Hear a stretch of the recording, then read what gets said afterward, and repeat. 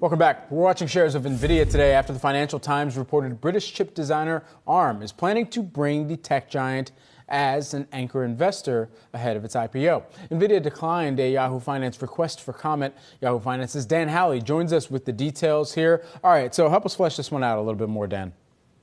Yeah, that's right, Brad. You might remember a while back, Nvidia wanted to actually purchase ARM, but there was a whole bunch of pushback from ARM customers as well as an FTC lawsuit, and so they kind of just backed away from that. And so now this is a chance for them to essentially get in on the ground floor of an IPO in New York. And to kind of have a say over where, not a say, but a position at the table when it comes to ARM. Now, just to put this all in perspective and what ARM means, they're basically in every smartphone you can think of. Their designs are used by companies ranging from Apple to Samsung. As far as smartphone makers go, those companies then kind of reconfigure the designs to be their own. They're also in smartwatches. We're seeing them in more devices. They're going towards more PCs.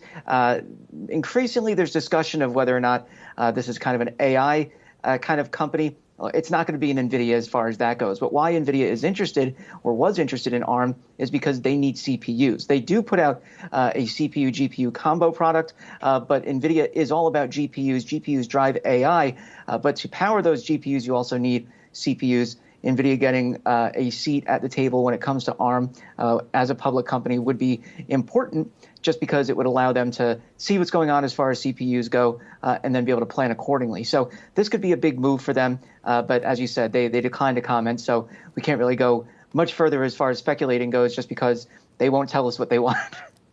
I mean, it's really interesting, though, too, because reportedly, according to that Financial Times report, the valuation at which Nvidia would invest would be much lower than the valuation that SoftBank wants for ARM, right? So that's, I guess, says something about the market appetite as well. Yeah, and Masayoshi-san cannot be happy about that. That's SoftBank's investment fund had, taken a beating as far as the bunch of startups that they had invested in. And so this, kind of is seen as a way to win some of those billions back. But yeah, not coming in near where they want. The valuation for ARM is kind of all over the place at this point by billions of dollars.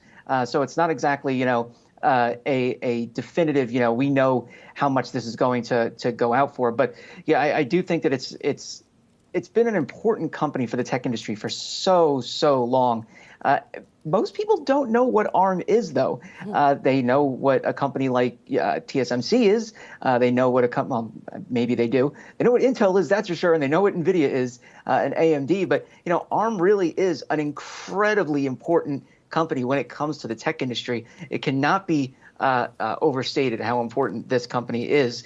And so seeing Nvidia potentially latch onto, according to this report, to the IPO would be really interesting to see. Yes, it would. Speaking of very important for the tech industry, Microsoft got a big win in court yesterday, of course, with basically a judge saying that it is not going to accept the FTC's request to block that acquisition. What's sort of the read-through here? We have seen so much commentary here about what this means for the bigger landscape as well. Okay, so just, it's a confusing kind of issue here. The judge was basically stopping the FTC from trying to block Microsoft from closing the acquisition on July 18th. If they didn't meet that deadline, they would have to pay a $3 billion breakup fee or renegotiate the deal with Activision Blizzard. It doesn't necessarily mean, though, that the FTC is giving up on its antitrust suit against Microsoft and the deal. So it's not exactly finalized in the U.S. yet, but most experts are saying, look, they lost here. Chances are they're probably not going to be able to win as far as stopping the deal overall. So that aside, Microsoft and Activision still have to continue negotiating with the UK and their antitrust enforcer, their markets competition agency, and kind of figure out how they can make the deal happen there. If it does, what does this mean for Microsoft and the broader gaming landscape? It's a huge win for Microsoft. They would have one of the largest developers for gaming out there with one of the largest games, Call of Duty. That's a huge win for them on the console front as well as the PC front. The the bigger news and kind of the future news is the mobile gaming side of things. Don't forget, Activision Blizzard also has King, which has Candy Crush and all those other different mobile games that make tons of cash. Microsoft doesn't really have much, although if you ask my wife, they certainly do. And the fact that I play the very old Solitaire game on my iPhone, which is from Microsoft. But I digress. They don't have very much as far as mobile gaming goes. Then there's also the cloud gaming side of things. That would also be a huge boon for them. They would be able to put these kind of Activision Blizzard properties on their Game Pass service. And then as the cloud gaming starts to pick up, they could put them on more mobile devices. So it's a mobile play, Right. and it'll definitely play out both ways. I'm a Minesweeper girl myself. Thanks so much, Dan. Appreciate it.